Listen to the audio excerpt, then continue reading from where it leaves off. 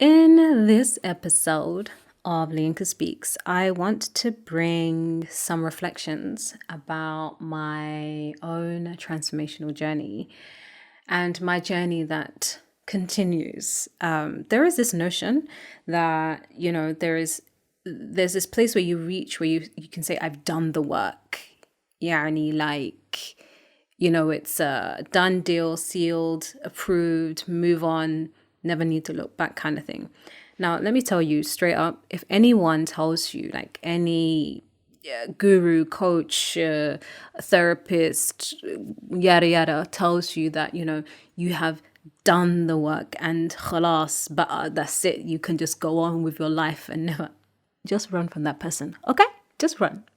Run very fast from that person, because that person is dishing you a whole load of manure. Yeah, that's the halal version of the other word. Okay, they are dishing you a whole load of nonsense because there's no such thing as having done the work. Maybe you've heard me say I've done the work based on having done the bulk of some real deep healing. But you best believe that your girlfriend, even as a qualified self-transformation expert who is certified in hypnotherapy, rapid transformational therapy, neuro-linguistic programming, I am still doing the work. Why? Because I'm still a human being. I still go through experiences. I still got a ton of experiences to work through. And life happens, y'all. And so as a human being, a fellow human being, the work continues. And for me, when I think of that, that reminds me of the concept of ihsan, excellence, and continuing and striving and, kind of keep on going kind of thing, you feel me? So I want to bring some reflections on my journey up until this point, where I have worked through some stuff, yo. I've worked through passive aggression. I've worked through self-blame. I've worked through shame and guilt as a mother. I've worked through feelings of unworthiness. I've worked through feelings of just feeling like I'm a waste of actual space, like I'm consuming oxygen for no reason out here. I've worked through panic attacks and feeling postnatal depression. Yeah, like as I'm listing it, I'm even surprised. Like, damn, I've worked through a whole ton of stuff. And, from my own work, and obviously from the work that I do with clients, it's incredible to me how much is how much is rooted in feeling like you're not enough, in low self-worth, and crushed self-esteem. Just the way you see and feel about yourself. So much comes from that. So many of the symptoms that we experience in our lives, and I call them symptoms, anxiety, depression, and all of those things, even physical ailments, a lot of things stem from the fact that we don't see that ourselves as good enough, the fact that we believe we're different, the fact that we believe there's something wrong with us, the fact that we don't see ourselves as worthy and deserving. All of that are foundational to a lot of the issues that we experience. And in the place that I am now, having done work on myself for, I've lost count of how many years, and still continuing to do the work, it's incredible how some wounds, some old emotional wounds are prodded at. I wouldn't say they resurface, but they're prodded at. Even though they have healed and the scars are still there. Sometimes you get like an injury, yeah? And I've actually got an injury like that on my pinky finger, where I cut my pinky finger, and it's healed. The scar, like the cut is healed. But if I press on it hard enough, there's a sting, because I don't know why. But there's a sting, as though like it's a reminder that, yeah, you were hella silly with that knife that day, you know?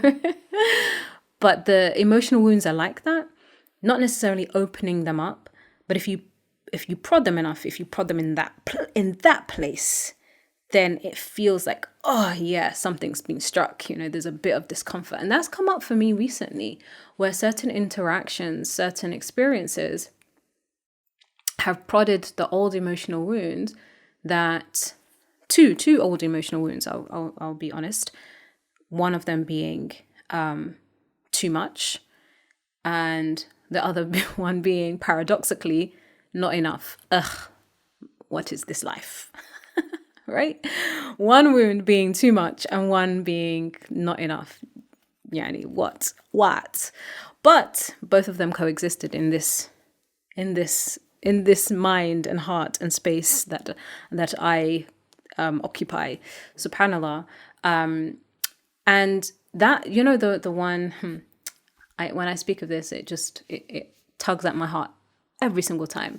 The one of being too much actually comes from a rapid transformation therapy session that I had, where I discovered the root scene of this feeling of being too much, and why I, in adulthood, was shrinking myself, why I wouldn't dream big, why I wouldn't go for things, why I would self-sabotage, why I wouldn't, put my best foot forward, because I just thought, too much. People can't handle this light.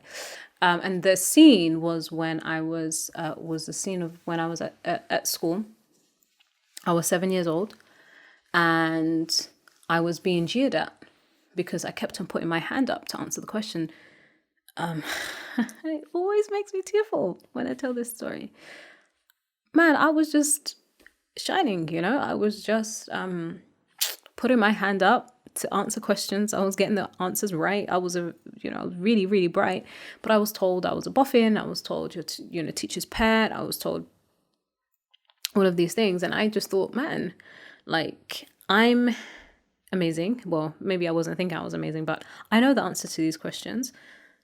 I'm answering the teacher's questions, and I'm getting told not very nice things about it. So maybe I shouldn't do that. Maybe I shouldn't declare that I know the answer. Maybe I should just be quiet. Maybe I should stop shining.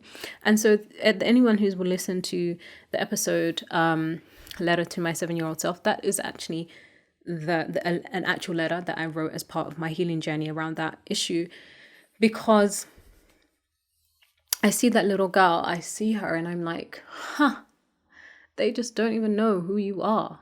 And you felt like you needed to shrink and hide yourself and hide your light and hide your brilliance and hide your heart because people couldn't handle it.